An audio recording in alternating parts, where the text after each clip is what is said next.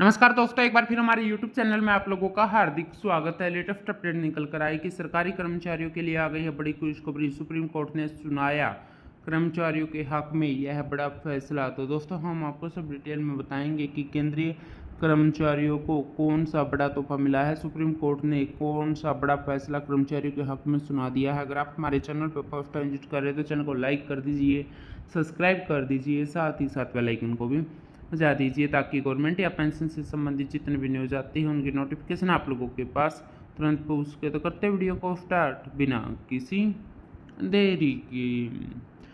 दोस्तों, कर्मचारी और पेंशन भोगियों के एरियर और पेंशन को लेकर 5 बड़ी खबरें आ गई है जिन्हें जाना हर कर्मचारी और पेंशन भोगियों के लिए बड़े ही जरूरी है। सुप्रीम कोर्ट ने हाल ही में एक बड़े फैसले में कहा कि बल पर अनुशासनात्मक निरंतरण बनाए रखने के उद्देश्य से सीआरपीएफ नियमों के तहत अनिवार्य सेवानिवृत्ति देना सीआरपीएफ अधिनियम 1949 के तहत वैध है।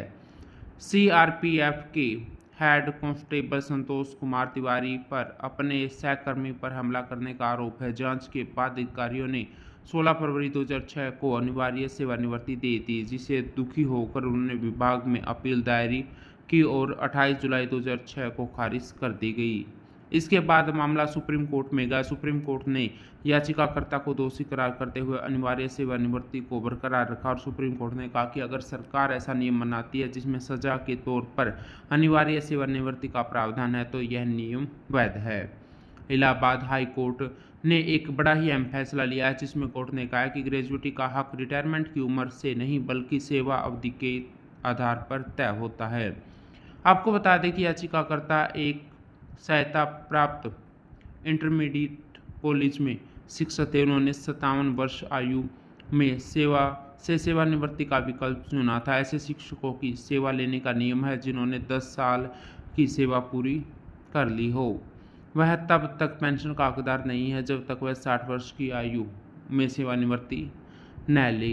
याचिकाकर्ता का पात्र नहीं था क्योंकि यह उक्त शासन देश के दायरे से बाहर था। इसके बाद मामला जिला अल्पसंख्यक कल्याण अधिकारियों को भेजा गया। जिला अल्पसंख्यक कल्याण अधिकारियों ने अपना पक्ष रखते हुए कहा कि मौजूदा नियमों के अनुसार ग्रेजुएटी केवल उन्हीं को देय है जिन्होंने 60 वर्ष की आयु में सेवानिवृत्त होने का विकल्प चुना है। इसके बाद मामला इलाहाबाद हाई कोर्ट में चला गया, जिस पर कोर्ट ने कहा है कि जहां किसी व्यक्ति के पास 60 साल की बजाय 62 साल की उम्र में रिटायर होने का विकल्प है तो उसका ग्रेजुएटी पाने का अधिकार छीना नहीं जाएगा। कोर्ट ने कहा है कि ग्रेजुएटी कर्मचारी की सेवा की संख्या के आधार पर अर्जित की जाती है, न कि सेवानिवृत्ति की संख्या के आधार पर।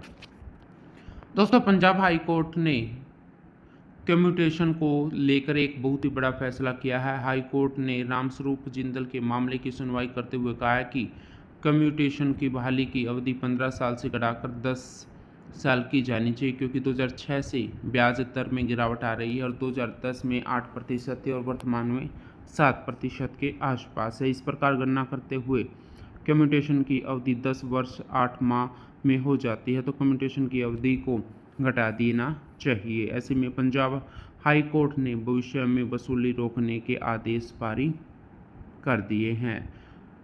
दोस्तों, लोकसभा चुनाव खत्म होने के बाद जून में पेंशनधारी सीजीएचएस के अपर निदेशक के चैम्बर का घेराव करेंगे। रांची जीपीओ परिसर में पेंशनभोगी संगठनों की बैठक हुई है, जिसमें पेंशनधारकों ने निर्णय लिया है कि जून में सीजीएचएस के अपर निर्देशक का घेरा कर दिया जाएगा। पेंशनभोगियों की बहुत सारी समस्याओं का समाधान अभी तक नहीं हुआ है। साथ ही सीजीएचएस पर उनकी कोई भी सुनवाई नहीं हो रही। मेडिकल बिल लंबित है। इन सभी मुद्दों को लेकर जून में सीजीएचएस के अतिरिक्त निर्देश के चैम्बर का घेराव किया जाएगा। तो दोस्तों, आज के लिए इतना ही। मिलते हैं नेक्स्ट वीडियो में। तब तक के लिए जय हिंद, जय भारत।